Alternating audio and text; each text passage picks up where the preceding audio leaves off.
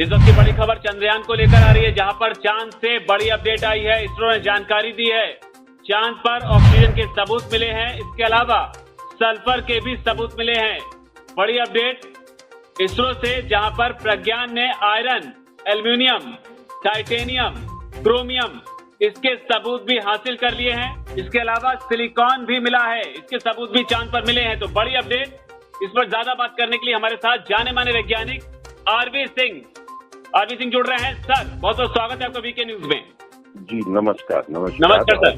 Sir, ये जानना चाहते हैं कि जिस तरीके से ये जानकारी इसरो के जरिए निकलकर सामने आई है कि चांद पर ऑक्सीजन मिला है, इसको आप अगर समझाने की कोशिश करें तो ये कितनी बड़ी कामयाबी है?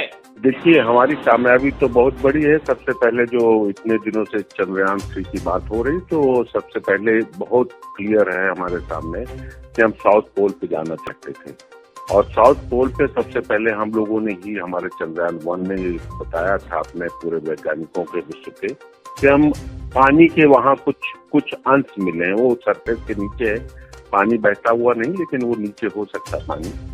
और इस बार जो हम इन सीटू एक्सपेरिमेंट कर रहे हैं, इन सीटू एक्सपेरिमेंट मतलब हम उसी साइट पर जा करके हमने जितने भी इन चीजों को खोजने के लिए अपरेटस लगाए थे, जिसमें हम 10 सेंटीमीटर नीचे तक खुदाई करके ऊपर से लेके नीचे तक सारा टेम्परेचर का कितना वेरिएशन हो रहा है और कितने मिनरल्स हैं वहाँ, हमने उस एक्सपेरिमेंट में जब ये देखा, और आज ही जब इसरो से ये सूचना आई हुई है, अभी तो और बहुत सारा डेटा कलेक्ट करना है। ये हमारा पहले से मानना है कि पूरे मानवता के लिए एक जो कदम आगे बढ़ाएगा अंतरिक्ष में, जब हम अपना अंतरिक्ष में अपनी छलांग लगाने की कोशिश करेंगे, तो निश्चित ही ये चंद्रमा पे जितना कुछ मिल रहा है, चाहे हाइड्रोजन सेल बनाए एनर्जी के लिए यूज करें या ऑक्सीजन यूज करें, हमारा एक प्लेटफॉर्म होगा, मीन्स हमारा एक स्टेप होगा।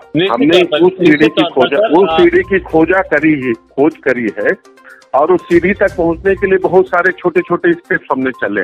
हमारे पास रॉकेट्स नहीं थे, हमारे पास ऑपरेटर्स नहीं थे, हमारे पास लैंडिंग फैसिलिटी नहीं थी। तो निश्चित ये पूरे विश्व के लिए, भारत के लिए तो सबसे महत्वपूर्ण है। भारत ने खोज करी है विश्व में अपना झंडा गाड़ने के लिए, लेकिन पूरी मानवता के लिए बता के रख दिया कि आप आगे छलांग लगाएंगे तो यहाँ पर आपके लिए सीढ़ी मैंने बनाई। बिल्कुल सर, स्पेस के मामले में भारत ने जिस तरह का मुकाम हासिल किया है, अपने आप में बहुत काबिल तारीफ है, और इसरो की वजह से बच्चे में आज इसके बारे में दिलचस्पी है।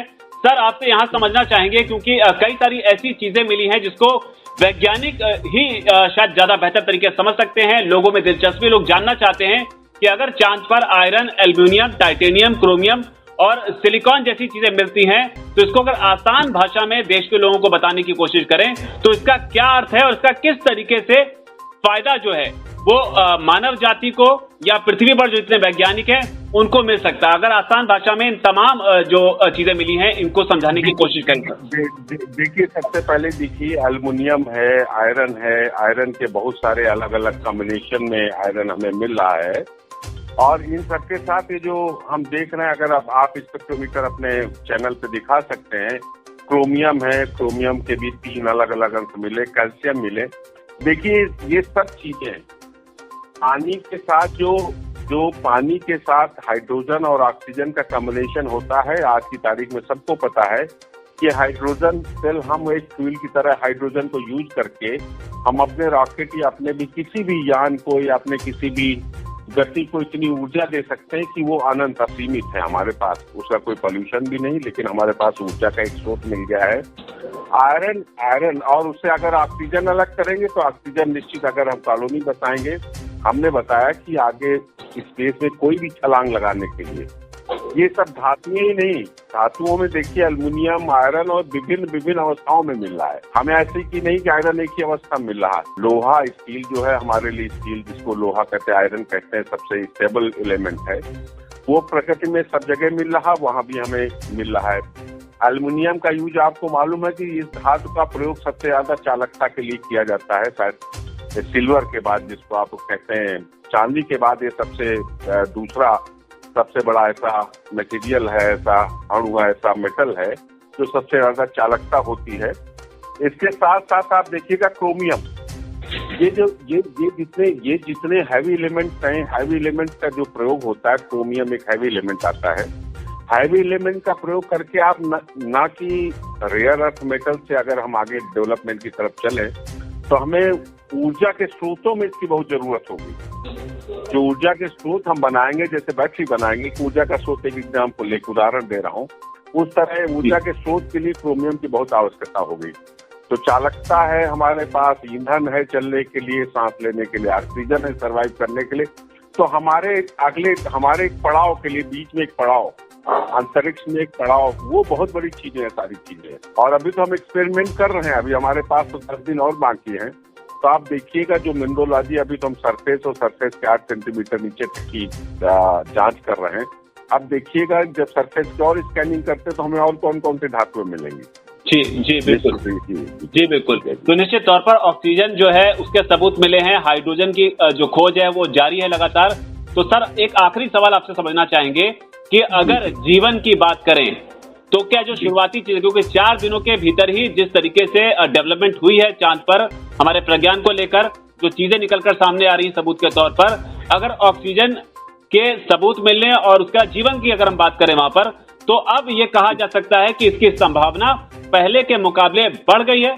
जी, जहां तक केवल आप ऑक्सीजन की बात कर रहे हैं कि ऑक्सीजन के सबूत ढूंढे जा रहे हैं, ऑक्सीजन अगर अलग मिल भी नहीं रही है तो H2O में हमारे पास ऑक्सीजन है।